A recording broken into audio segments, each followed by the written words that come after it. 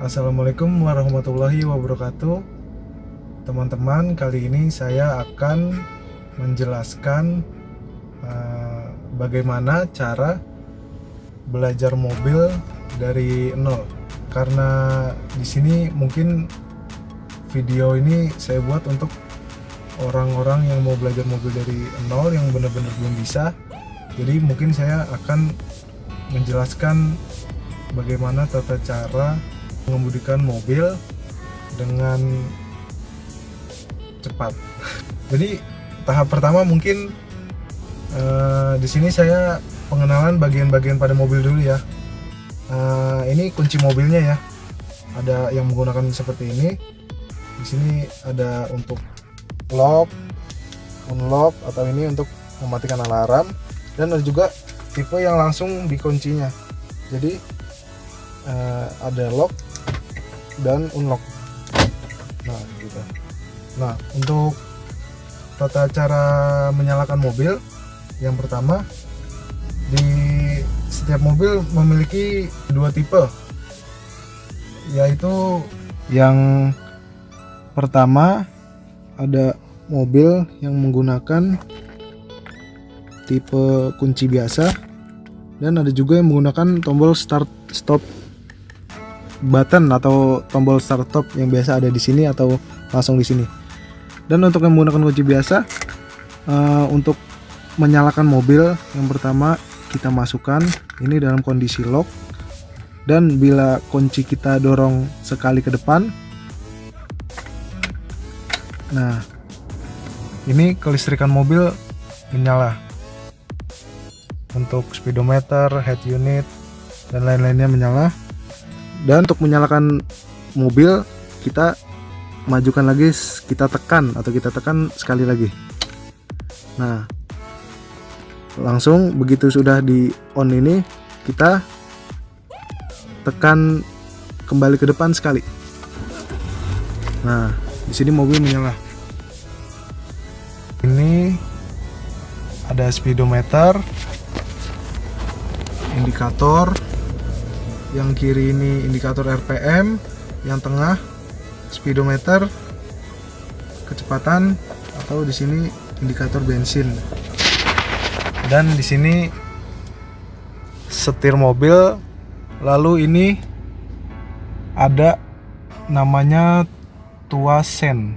Jadi tuas ini bila kita sentuh ke atas atau kita dorong ke atas, ini akan mengesen ke kiri. Dan bila kita dorong lagi setengah ke bawah, itu akan netral lagi. Dan bila kita dorong ke bawah, ini dia ngesen ke kanan.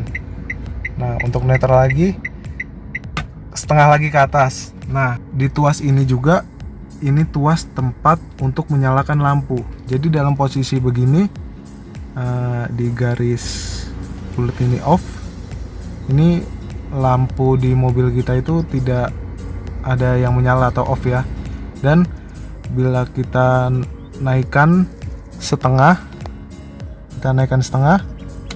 nah ini lampu senja di mobil kita itu menyala. Nah, dan bila kita naikkan satu lagi full, lampu utamanya mobil ini menyala. Nah, dan ada satu lagi di sini tuas. Tuas ini adalah tuas untuk fog lamp. Jadi cuman ada dua. Kalau ini kan ada tiga. Nah, kalau di sini off. Nah, ini off. Kalau naik satu, itu lampu senja menyala. Nah, naik dua, lampu utama menyala. Nah, kalau di sini tuas sebelah sini sama juga dengan cara diputar. Ini cuma ada dua, off dan nyala. Ini lampu fog lamp. Nah, di sini biasa ada tandanya juga lampu fog lamp menyorot ke bawah. Lampu fog lamp ini digunakan untuk teman-teman menggunakan mobil dalam kondisi hujan. Dan disarankan bila tidak hujan jangan digunakan lampu fog lamp, karena dia itu sifatnya panas, kadang bisa membuat meleleh. Jadi memang fog lamp itu kan namanya lampu kabut ya disebutnya.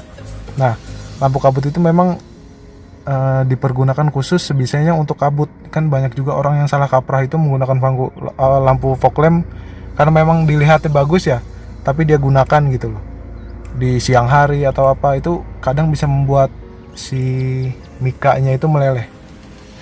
Nah, ini kita off kan kembali, dan tuas ini pun bisa digunakan untuk menyalakan lampu dim. Nah, ini bisa kita tekan ke atas. Ini lampu dim atau lampu sorot yang digunakan untuk bila teman-teman di malam hari dalam kondisi jalanan kosong itu tidak kelihatan di jarak pandang yang jauh, ini bisa menggunakan lampu dim ini. Dan ini juga bisa digunakan secara terus menyala, itu lampu dim dalam kondisi on lampu utamanya. Kita majukan ke depan. Nah, ini menyala terus. Tapi tidak disarankan untuk di jalan raya itu karena sangat menyilaukan pengendara di depan.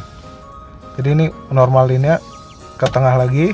Nah, kita matikan. Kalau dalam posisi off lampu utama dia bisa ngedim, tapi balik lagi untuk sekali. Biasanya untuk lampu peringatan ini di depan menandakan gitu, memberi tanda. Nah, tapi kalau dalam kondisi off lampu utamanya dia tidak bisa tetap menyala terus. Dan selanjutnya untuk yang tuas di kiri ini namanya tuas wiper. Tuas wiper ini bila kita tekan ke atas sekali, nah kita tekan ke atas sekali, nah begini jadinya. Dia itu akan mengusapkan layar wiper sekali dalam kecepatan normal. Nah, bila kita tekan tuas wiper ke bawah satu kali, nah wiper akan menyala dengan kecepatan normal, kira-kira 5 detik sekali. Nah, dan bila kita dorong lagi sekali ke bawah, wiper akan mengusapkan ke kaca itu sekitar 2-3 detik sekali. Jadi ini untuk kondisi hujan yang sedang. Nah, selanjutnya jadi ada tiga kecepatan dalam wiper. Wiper paling bawah itu untuk kecepatan paling cepat sekitar 1 detik per usapan. Ini untuk kondisi hujan yang sangat lebat digunakan. Biasanya kan menginikan pandangan. Nah, dan untuk menormalkannya kita naikkan lagi ke atas, ke tengah lagi. Nah, jadi ada 3 kecepatan ya teman-teman.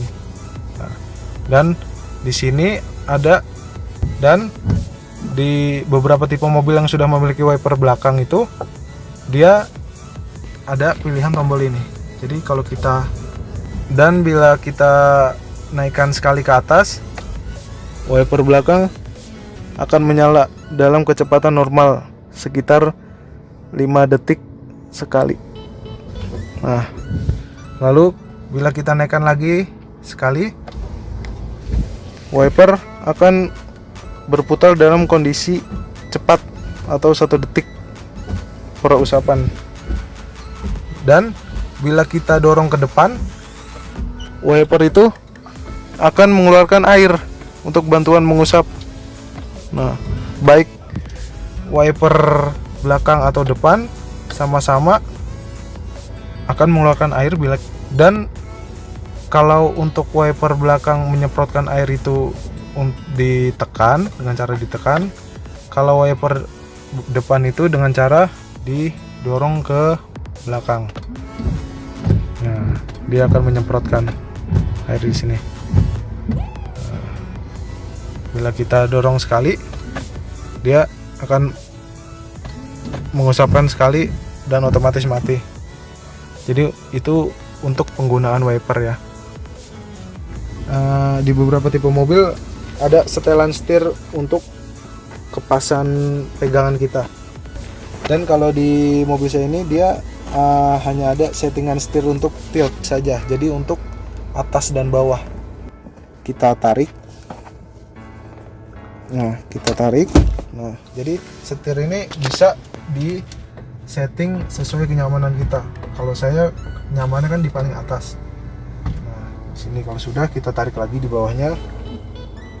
Nah, jadi ini namanya tilt atau posisi atas atau bawah si setir. Ada juga beberapa mobil yang bisa diatur antara maju dan mundurnya itu teleskopik namanya. Di sini ada tombol untuk kaca.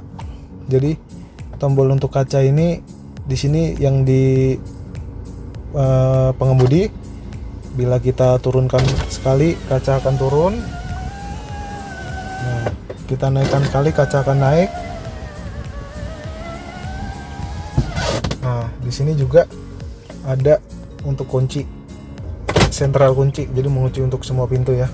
Dan di sini juga kita di pengemudi itu bisa mengatur kaca dari semua penumpang, dan ini untuk lock, tombol kunci untuk semua penumpangnya. Dan untuk pengaturan spion, di spion itu kita mengaturnya dari sini ya teman-teman. Jadi untuk sebelah kanan misalnya kita klik ke kanan, nah ini kita arahin spionnya mau kemana. Nah misalkan kita klik ke kiri, nah spion itu akan bergerak. Atau kita klik ke kanan, jadi sesuaikan pandangan teman-teman ke belakang itu pasnya semana ya.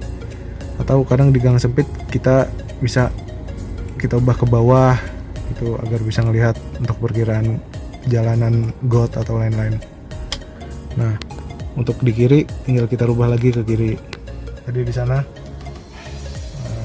kita sesuaikan lagi. Oke. Dan selanjutnya di sini ada head unit, dan ini tombol hazard yang digunakan. Bila ditekan ini, tombol hazard akan menyala untuk keadaan darurat, seperti di tengah jalan ban teman-teman bocor, atau ada kecelakaan dan harus berhenti mendadak, atau keadaan darurat lainnya. Dan di sini ada tombol knop AC. Knop AC ini knop angin, dan ini knop suhu. Lalu di sini ada tombol soket adapter. Di sini ada soket adapter, ini bisa digunakan untuk mengecas HP biasanya. Dan itu adalah pengenalan pada bagian-bagian mobil. Nah, selanjutnya kita akan belajar bagaimana cara menjalankan mobil. Jadi teman-teman, pada mobil manual itu dia memiliki 3 pedal, yaitu yang pertama pedal kopling di sebelah kiri, yang kedua di tengah ini rem, dan yang ketiga itu di paling kanan ini gas. Jadi yang di paling kiri ini kopling, nah yang di tengah itu rem, dan paling kanan ini adalah gas.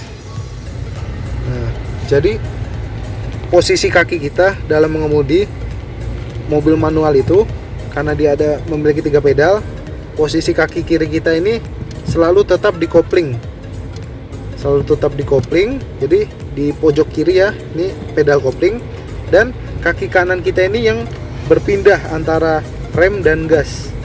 Jadi posisi kaki kiri kita ini tetap di sini ya, tidak pindah-pindah dari kopling ke gas atau sebaliknya. Jadi kaki kiri tetap di kopling. Nah, kaki kanan kita yang berpindah antara rem dan gas, gitu teman-teman. Untuk di dalam mobil manual. Beda lagi kalau di Matic kan hanya memiliki 2 pedal antara rem dan gas. Jadi kalau di kali ini saya akan memberi cara untuk mobil manual. Ada 3 pedal, kopling, di sini rem dan gas. Jadi sekarang kita berpindah ke tuas transmisi. Di sini di tuas transmisi ini dia ada angka 1, 2, 3, 4, 5R. Jadi ini angka ini menunjukkan gigi dari si mobil manual ini.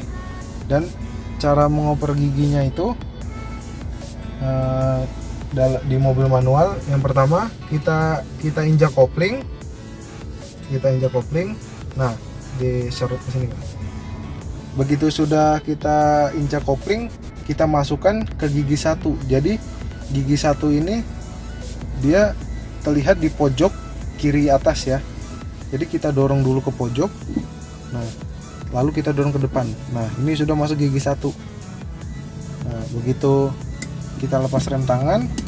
Nah, kita lepas kopling pelan-pelan. Kita lepas kopling pelan-pelan. Mobil ini akan berjalan. Jadi kaki kiri di kopling itu kita lepas pelan-pelan saja. Kaki kiri kita lepas pelan-pelan saja dan mobil akan berjalan. Kaki kanan kita diam dulu saja. Dan lepasnya itu, lepas koplingnya jangan langsung ya, pelan-pelan aja. Karena kalau langsung biasanya mobil akan mati. Apalagi di dalam posisi jalanan yang tidak lurus. Itu nanti mobil itu tidak kuat atau biasanya langsung mati. Nah, di sini bila mobil sudah berjalan, kaki kiri tetap selalu di kopling dan kaki kanan teman-teman ini yang akan aktif untuk menginjak rem atau menambah gas atau menambah kecepatan. Gitu. Nah, bila sudah berhasil jalan dan di mobil ini untuk perpindahan gigi itu kita mengikuti kecepatan. Biasanya dalam kecepatan 0 sampai 20 km itu kita menggunakan gigi 1 atau gigi rendah untuk jalanan yang menanjak atau membutuhkan power yang kuat gitu. Nah, semakin kecil gigi itu semakin besar powernya. Jadi sekarang untuk kita menambah jadi sekarang bila kita ingin mengoper gigi dari gigi 1 ke 2 itu shooting ke sini. Nah, bila kita ingin mengoper gigi dari gigi 1 ke 2, yang pertama kita injak kopling. Kita injak kopling penuh. Lalu di sini gigi 2 tertera di pojok kanan bawah. Lalu karena gigi satunya sudah sama di atas di atas kiri bawah, gigi 2 itu juga ada di posisinya ini di bawah kiri. Jadi tinggal kita injak kopling, kita oper gigi ke bawah. Jadi ini udah masuk gigi 2. Kopling kita lepas pelan-pelan. Mobil akan berjalan lagi di dalam gigi 2. Ini mengikuti kecepatan juga ya teman-teman. Terkadang bisa juga kalau teman-teman dalam kecepatan sangat rendah dan memakai gigi yang besar, itu mobil juga bisa akan mati. Jadi memang menyesuaikan kecepatan. Jadi seperti itu lah cara untuk kita di sini belajar gigi 1 dan gigi 2 dulu saja, karena ini kan untuk orang yang pengenalan gitu ya, pengenalan dalam belajar mobil. Karena mungkin nanti akan saya buat versi selanjutnya kalau teman-teman suka. Nah, dan untuk cara memegang setir ini kita pegang begini ya teman-teman. Untuk membelokkan setir itu di beberapa tipe mobil itu ada yang mobil bisa dia belok patah, ada juga yang tidak bisa belok patah. Jadi kita harus menyesuaikan. Dan di tipe mobil saya ini, mobil saya bisa dibelokkan patah. Jadi mungkin 2 kali putaran itu bannya berputar penuh gitu. Jadi, dan untuk tata cara pemegangan tangannya itu kita posisi tangan harus begini. Dan coba kita ke itu ya, kita ke belokannya. Nah, bila kita mau belok, posisi tangan setir kita ini jangan menyilang atau yang lainnya. Jadi tetap begini. Nah di sini tangan kiri kita ini yang mau belokin harus tetap di tempat gitu loh, harus tetap di tempat. Nah, gini balik lagi.